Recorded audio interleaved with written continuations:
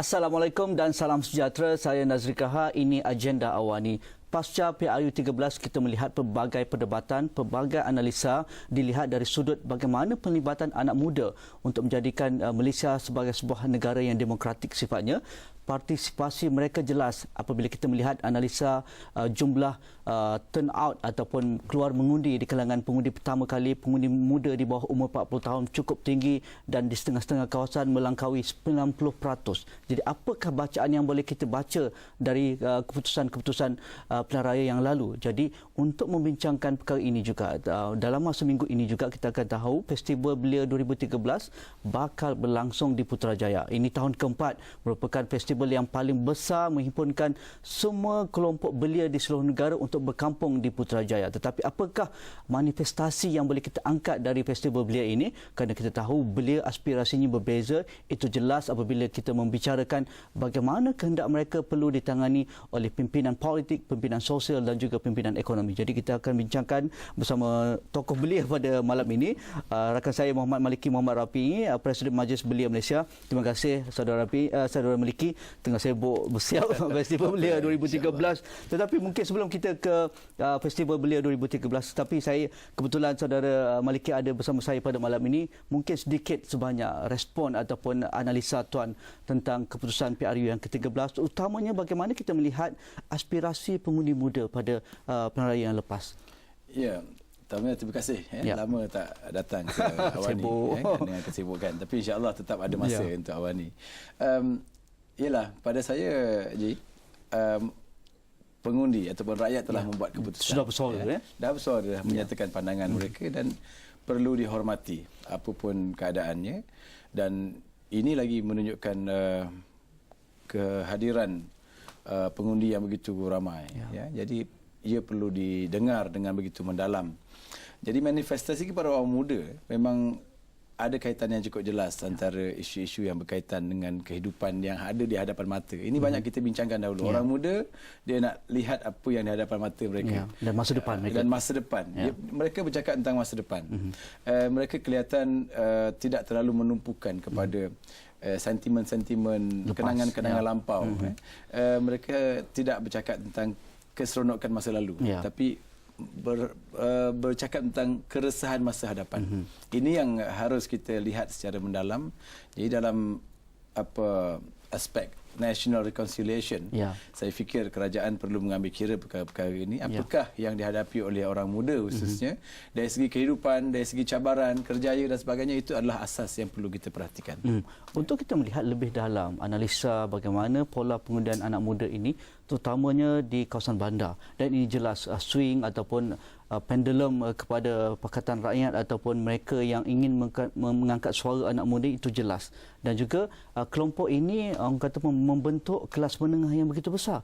Mereka lah yang menghendaki orang kata pun takbir urus baik, mereka melihat isu-isu perkauman sudah ketinggalan, mereka melihat isu berkaitan dengan hak asasi dan juga orang kata pun kemampuan mengangkat upaya diri anak muda itu sendiri dalam konteks menjadi sebuah negara maju menjelang 2020. Bagaimana pandangan saudara Maliki? Ya, betul. Saya nampak tembok sensitiviti satu-satu kaum dah makin menurun. Ada orang, contohnya orang Melayu yang memperjuangkan isu orang Cina, orang Cina memperjuangkan isu orang Melayu, dan mereka berkongsi kepada satu-satu elemen yang dipanggil common interest. Sesuatu yang mereka rasakan ingin dipertahankan bersama, mereka akan pertahankan. Ini harus kita fahami, dan orang muda dia tidak mahu hanya tinggal kita menyatakan jangan semata-mata, tapi dia kata mengapa kami tak boleh lakukan. Mereka memang betul anti establishment, mereka sukakan cabaran, tapi mereka mahukan bukti yang nyata, yang kukuh di hadapan mata dan boleh dijadikan sandaran. Jadi kita harus melihatnya secara mendalam perkara ini. Jika tidak, orang muda akan membuat keputusan yang akhirnya lain terus daripada jangkaan kita. Dan pastinya jumlah lebih besar selepas ini. Betul. Saya jangkakan dalam 2.5 juta pengundi baru, dan saya pun mendapat pandangan daripada rakan-rakan di sekitar kita yang ada yang mengatakan bahawa ada pengundi mendaftar pemilih yang layak, tetapi kerana mereka lambat membuat keputusan mendaftar, mereka tak layak. Jadi mereka kata kalau mereka masuk, mereka pasti boleh memberikan pada keputusan yang berbeza. Ini menunjukkan manifestasi betapa kegairahan dan keterujaan orang muda khususnya sebenarnya boleh mengubah. Tetapi ada satu aspek saya rasa mungkin saudara Maliki bersetuju ataupun tidak bersetuju dengan saya. Ini merupakan satu reaksi yang positif di kalangan anak muda ingin berpartisipasi dalam proses demokrasi membina sebuah negara bangsa. Betul. Dan sebelum ini mungkin mereka agak take for granted masa depan, suasana hidup mereka, tentang pekerjaan mereka, tentang orang kata pun pekerjaan mereka, kehidupan, lifestyle dan sebagainya. Tetapi apabila PRU 13 ini kita melihat berbondong-bondong orang muda ke pusat-pusat pengundian dan mereka cukup hebat untuk meraihkan, sama ada di sebelah sini ataupun di sebelah sana, saya rasa itu tiada masalah. Dan reaksi positif ini perlu diraihkan oleh semua pihak. Betul. Saya ingat lagi dalam 4 tahun yang lalu, perkara yang sama ditanyakan kepada saya, dikatakan orang muda tak cakna, tak berminat, tidak ambil tahu. Tapi ia berbeza sekarang. Ini menunjukkan ini hasil pembangunan dalam negara kita dari segi mindanya, dari segi pembangunan infrastruktur dan juga informasinya. Dan kita lihat sekarang tidak ada lagi kuasa dua kutub.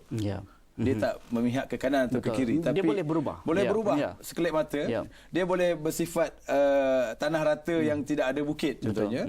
Dia boleh menjadi seperti air di lautan yang berkocak dan mengikut gelombang. Tiada tuannya. Tiada tuannya. Betul. Jadi ini saya yang setuju. Saya fikirkan kalau kita tidak boleh mengawal keadaan suasana ini, sama ada suasana dalam negara kita tidak akan bersifat progresif ke hadapan. Kerana terlalu banyak kerja-kerja clearing house terpaksa dibuat. Contohnya menyelesaikan konflik, menyelesaikan contohnya demonstrasi pada setiap hari. Jadi perlu ada satu keputusan yang jelas, hala tuju yang jelas yang diterima oleh semua orang ini. Contohnya kabinet yang ada hari ini, mereka kena tahu. Mereka bukan milik satu-satu negeri. Walaupun saya tahu Sabah Sarawak lebih. Kota yang besar. Kota yang besar. Mereka. Yang India bukan sahaja milik untuk memperjuangkan orang India. Yang China contohnya, dia tak kata ini MCA tak ada wakil, gerakan tak ada wakil, saya hanya mewakili NGO. Dia adalah milik rakyat Malaysia. UMNO pun begitu. Kabinet ini juga perlu servis kepada rakyat yang tidak mengundi Barisan Nasional. Mereka perlu dengar. Mereka perlu memberikan yang terbaik dan menyatakan apakah KPI dia. Dan bukan setakat KPI Perdana Menteri. Saya berani katakan menteri-menteri kabinet memang tidak ada masa untuk meraihkan. Tak ada honeymoon. Tak ada masa untuk meraihkan kejayaan terpilih dan sebagainya. Sebenarnya ada satu beban berat di setiap bahu mereka yang mahu difahami supaya bahawa kerja-kerja ini bukan sesuatu yang ringan. Okey, kita perlu rehat sebentar. Saudara Maliki, mungkin penyatuan nasional ataupun perdamaian nasional yang diinginkan oleh pimpinan mungkin boleh dimulakan oleh orang belia, orang muda. Saya rasa itu signifikan yang cukup besar. Kita rehat sebentar.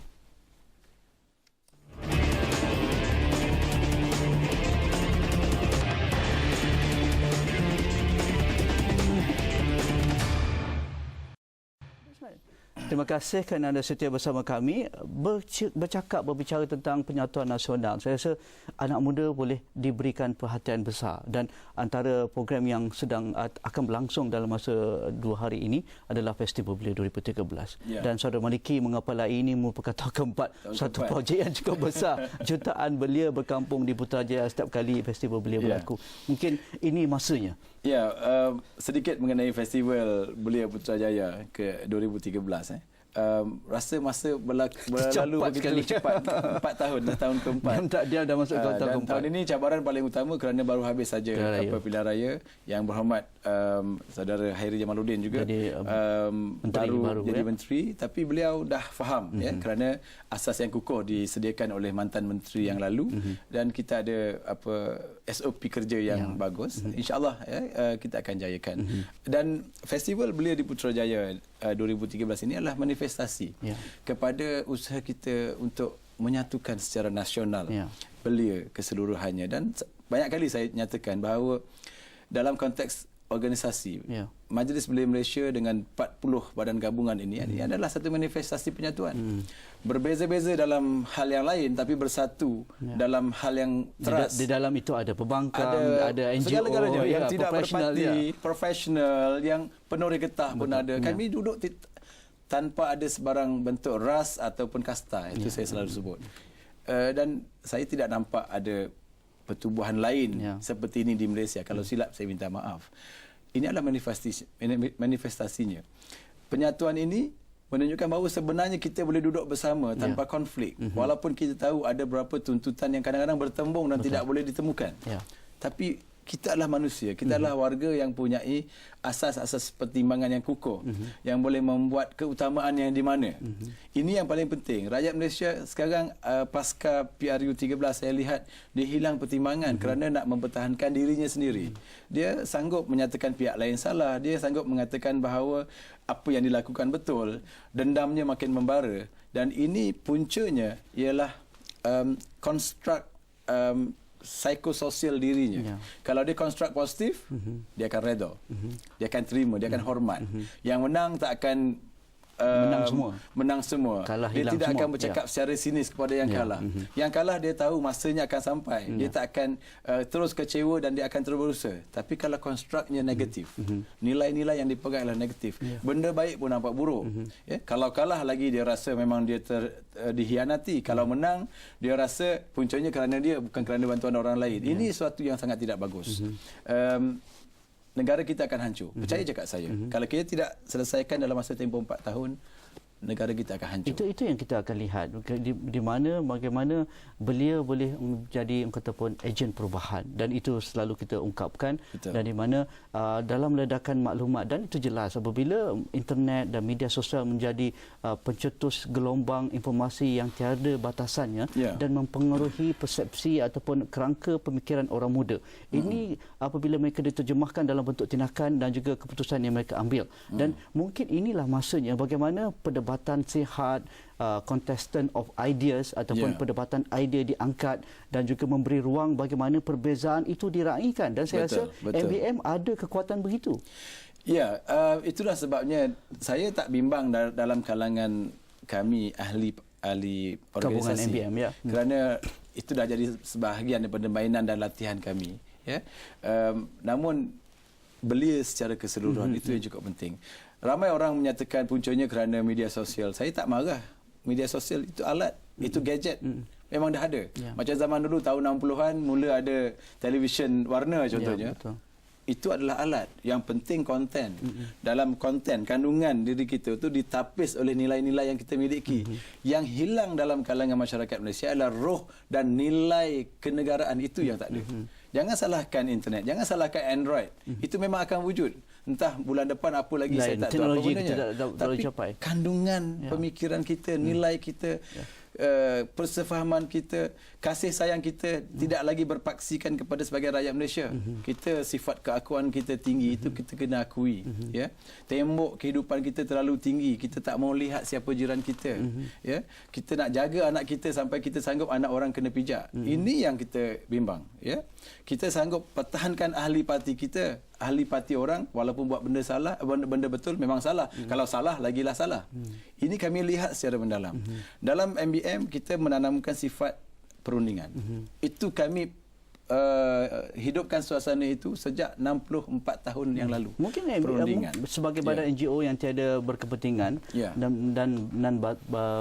partisan dan sebagainya, boleh mengorakkan langkah ke hadapan. Dan saya rasa ruang lingkup dengan ataupun kekuatan anak muda, profesional, dan mereka ingin melihat Malaysia yang hebat dalam satu masa akan datang, perlu diberi peluang seluas mungkin untuk mereka meluahkan apa yang mereka mahu, membawa idea-idea baru yang bernas untuk didengar oleh pihak tertentu dan sebagainya. Dan saya rasa saudara Khairi Jamaluddin sebagai menteri baru untuk Kementerian Belia dan Sukan mempunyai satu kekuatan itu untuk mendengar, dan beliau sudah memulakan untuk mengajak semua parti pembangkang dan parti yang bertanding dalam daerah depan untuk bersama-sama. Dan mungkin ini menjadi satu ruang kepada saudara Maliki dan rakan-rakan untuk menjadi satu platform yang lain begitu juga untuk bersama-sama dalam arus ini. Ya, saya yakin MBM boleh membantu. Saya tidak katakan MBM satu-satunya badan yang boleh menyelesaikan masalah ini, masalah negara yang cukup besar.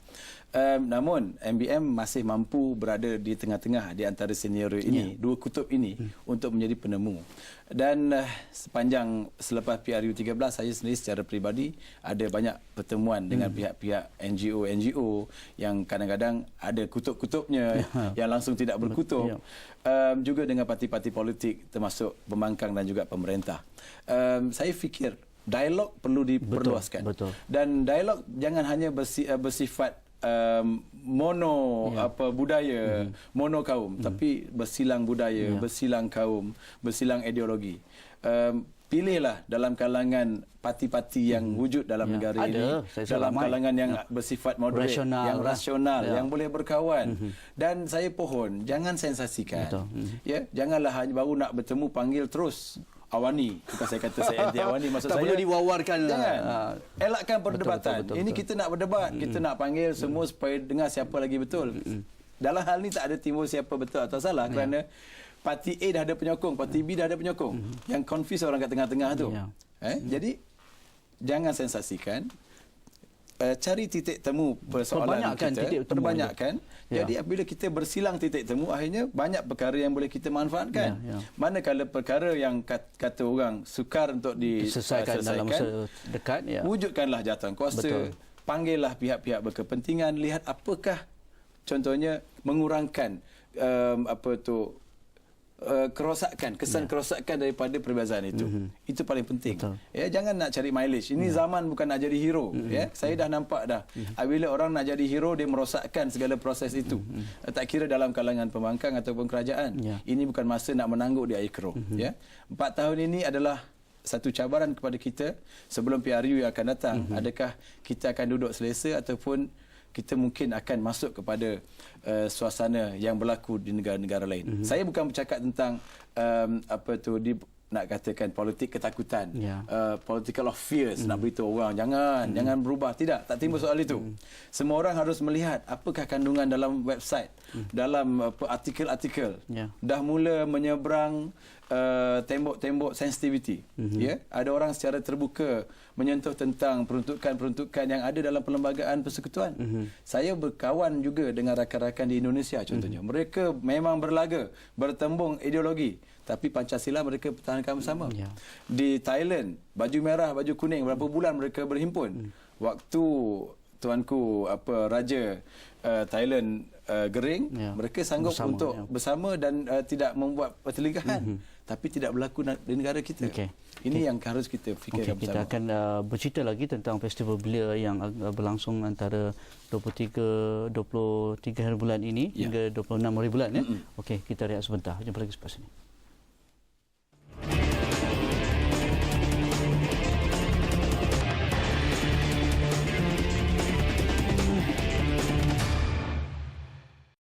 Festival Belia Putrajaya 2013 antara 23 Mei hingga 26 Mei, satu ruang yang perlu diberi perhatian oleh anak-anak muda, dan saya rasa seluruh anak Malaysia, tak kira mereka berada di Perlis, Sabah dan Sarawak, mari beramai-ramai ke Putrajaya kerana pelbagai acara sudah disusun oleh rakan-rakan Maliki dan sebagainya. 500 acara, 30 segmen sudah orang kata pun tersedia untuk diraikan. Jadi mungkin kandungan yang agak menarik yang boleh kita beri perhatian, highlight untuk Festival Belia 2013. Ya, kalau 3 tahun yang terdahulu kita fokus dari segi saiz, Sekarang kami tahun keempat ini dah matang lah. MBM dan juga KBS kita fikir size doesn't matter. Kita fokus kepada isu kandungan. Konten itu penting. Apakah isi kepada program ini? Sebab kita pun kena realistik. Setakat kita nak tarik ramai-ramai, bila-bila boleh kita boleh buat, tapi kandungannya. Jadi konsep kita yang pertama, mengekalkan mana yang cemerlang. Yang bagus, yang mendapat tarikan, yang ada manfaat yang hebat, kita teruskan. Dan kita ada penilaian tersendiri melalui Institut Penyelidikan dan Pembangunan Belia Malaysia di bawah Kementerian Belia dan Sukan. MBM juga bekerjasama. Kita tengok mana program yang banyak masalah, contohnya kita ketepikan. Program yang contohnya ada ciri-ciri keselamatan perlu pertingkatkan, kita pertingkatkan.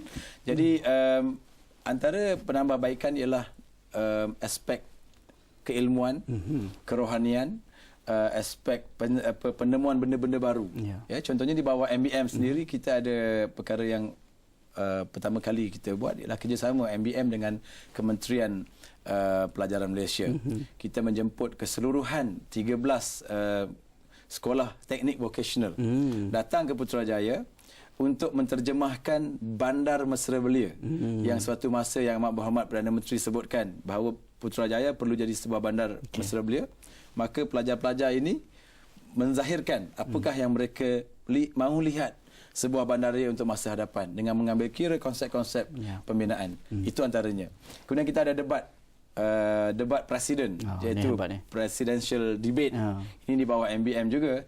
Kita jemput mana-mana orang yang hadir, kita sediakan hadiah kemenangan untuk mereka bercakap dan mereka akan berlawan hujah mengikut satu tajuk yang kita sediakan. Macam Speaker's Corner lah. Macam Speaker's Corner. Dan ini kita panggil presidential debate. Kita jemput siapa saja pun. Inilah masanya untuk kita meluahkan. Dan banyak lagi yang lain. Ekspresi ada, kita ada perarakan. Kita berikan, ini menunjukkan kita beri ruang.